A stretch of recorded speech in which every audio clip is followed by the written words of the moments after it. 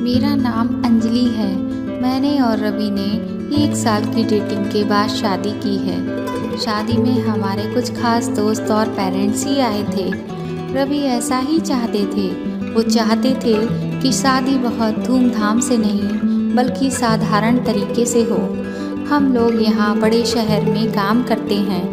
रवि के माता पिता गांव में ही रहते हैं। रवि ज़्यादा गांव जाते नहीं हैं। जब कभी मम्मी पापा को हमसे मिलना होता है तो वो हमें शहर में आकर ही मिल लेते हैं। हमने एक छोटा सा घर भी यहाँ खरीद लिया है।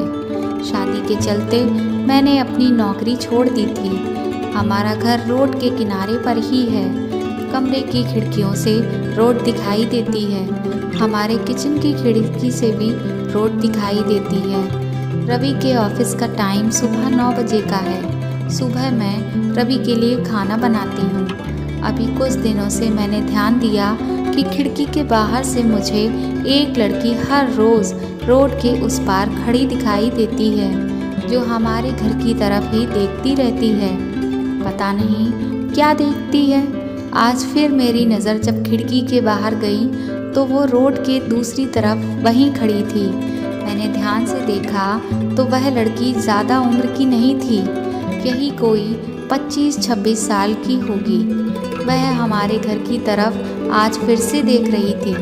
पहले दिन मैंने सोचा कि कोई होगी, लेकिन वो 3 से 4 दिन से लगातार आती और मुझे दिखाई दे रही है। मैंने मन में सोचा कि जाकर उससे बात करूं। शायद किसी और का घर समझकर हमारे घर की ओर देखती रहती होगी।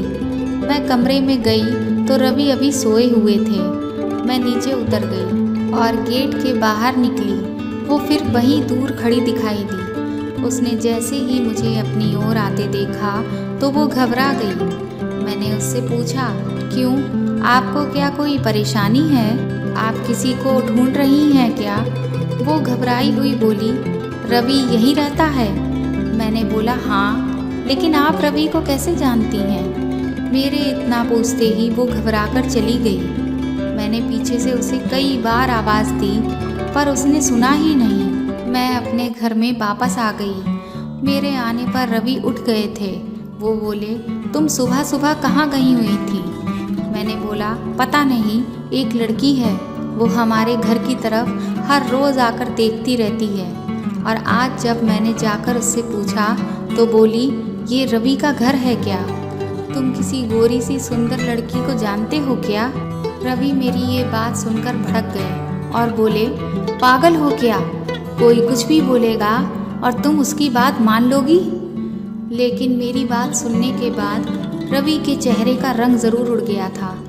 मेरे भी दिमाग में कुछ बातें चलने लगीं। रवि जब शाम को घर आए तब मैंने इस विषय में कोई बात नहीं की। अगले दिन मैं सुबह उठी तो रवि पहले से उठ गए थे।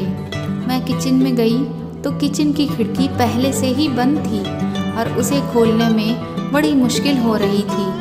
मैं कोशिश कर रही थी तो मैंने देखा कि आज खिड़की में ऊपर वाली कुंडी लगी हुई है, जबकि मैं हमेशा नीचे वाली कुंडी ही लगाती थी। मैंने बहुत ताकत लगाई पर ऊपर वाली कुंडी मुझसे नहीं खुल रही थी। मैंने कैसे भी कुंडी खोली और खिड़की खोलते ही सामने का नज़ारा देखकर मैं हैरान रह गई। मैंने सामने देखा रवि उस लड़की से वहाँ जाकर बात कर रहे थे। वो उस पर चिल्ला रहे थे और गुस्सा हो रहे थे। लड़की रो रही थी और रवि ने उसे उंगली दिखाकर वहाँ से जाने को कहा। यह सब देखकर मैंने तुरंत खिड़की बंद कर दी ताकि रवि को यही लगे कि मैंने उसे उस लड़की के साथ यह सब करते हुए देखा ही नहीं है। रवि फिर घर में आ गए और मैंने ऐसे जताया जैसे कि मैंने कुछ देखा ही नहीं।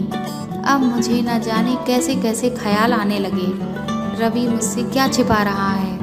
मैंने रवि से शादी करके कहीं कोई गलती तो नहीं करती? आखिर वो लड़की है कौन? और रवि उस पर इतना गुस्सा क्यों हो रहे थे? रवि के जाने के बाद मैंने रवि के सारे दोस्तों को, जिन्हें मैं भी जानती थी, उन्हें फ़ोन किया, लेकिन किसी को भी उस लड़की के बारे में कुछ भी नहीं पता था। मेरी अब समझ में ही नहीं आ रहा था कि आखिर ये सब क्या हो रहा है। मैं रवि से पूछना चाहती थी, लेकिन मुझे पता था कि मैं अगर पूछूंगी तो वह झूठ बोल देगा। उस दिन के बाद मैंने उस लड़की को घर के आसपास भी कहीं नहीं देखा। यह सब सोचते सोचते मेरे मन में बुरे ख्याल आने लगे और मेरी तबीयत बिगड़ने लगी। जब रवि घर आए तो मेरी हालत देख बोले कि क्या हुआ तुम्हें, तुम अपना ख्याल रखा करो, डॉक्टर के पास जाओ और दिखा कर आओ। लेकिन अब मुझे उसकी बातें बिल्कुल भी अच्छी नहीं लग रही थीं। एक दिन जब मेरी हालत ज़्यादा ख़राब हुई तो मैं ऑटो लेकर पास के बड़े अस्पताल चली गई। डॉक्टर से अपनी दवाई लेने के बाद मैं अस्पताल के पार्क में कुछ देर बैठी थी। तभी अस्पताल में मुझे वो लड़की फिर से दिखाई दी। उसे देखते ही जैसे मेरी बीमारी पता नहीं कहाँ भाग गई। मैं उसके पास तेज़ी से चलकर गई और उसका हाथ पकड़ लिया और उससे बोला, तूने मेरी ज़िंदगी में उथल पुथल मचा दी है। बोल, उस दिन क्या बात कर रहा था रवि तुझसे? क्या रिश्ता है तेरा मेरे पति से? फिर उसने मुझे जो बताया वह सुनकर मुझे लगा कि मेरा पति ऐसा कैसे हो सकता है। उसने इतनी बड़ी बात मुझसे कैसे छिपाई। शाम को रवि जब ऑफिस से घर आए तब उस लड़की को अपने घर में देखकर बुरी तरह से चौंक गए। मैं भी उसके पास ही बैठी हुई थी। रवि उसकी तरफ देखकर बोले कि अच्छा, तो तूने इसे सब बता दिया। मना किया था ना कि दूर रहना मेरी फैमिली से। एक बार में बात तेरे समझ में नहीं आती। मैंने बोला, रवि कुछ तो शर्म करो, तुम इतने कठोर कैसे हो सकते हो? अपनी सगी बहन की मदद नहीं कर रहे हो। वो लड़की संध्या थी, रवि की सगी बहन। उसने अपने पसंद के लड़के से शादी कर ली थी, इसलिए रवि और उसके परिवार ने उससे सारे रिश्ते तोड़ दिए थे। रवि ने कहा कि मेरी कोई बहन नहीं है। मैंने कहा, इसका पति अस्पताल में भर्ती है, इसे रुपयों की सख्त ज़रूरत है। बहन के नाते ना सही, पर इंसानियत के नाते ही तुम्हें इसकी मदद करनी चाहिए। और अपनी पसंद की लड़की से शादी तो तुमने भी की है, फिर जो नियम इसके लिए है तुम्हारे लिए क्यों नहीं है? मुझे पता होता कि तुम ऐसी घटिया सोच वाले हो तो मैं तुमसे कभी शादी नहीं करती। जिस इंसान को अपनी सगी बहन के आंसू नहीं पिघला सके, उस आदमी के सीने में दिल नहीं हो सकता। इतना कहकर मैं अंदर से अपने सारे गहने ले आई और संध्या के साथ जाने लगी। हमें जाते देख रवि फूट फूट कर रोने लगे। संध्या भी उन्हें देखकर रोने लगी और रोते हुए रवि बोले, हमने इसे बहुत प्यार दिया। पापा मम्मी ने और मैंने इसे रानी बनाकर रखा और ये ऐसे ही एक दिन बिना बताए घर से चली गई। हमारा प्यार तब तुझे दिखाई नहीं दिया? तूने एक बार नहीं सोचा कि तेरे ऐसे चले जाने के बाद हमारा क्या हाल होगा? इसके लिए मैं रात भर रोया कि कहाँ होगी, कैसी होगी मेरी बहन। तब इसे भाई और पापा की याद नहीं आई।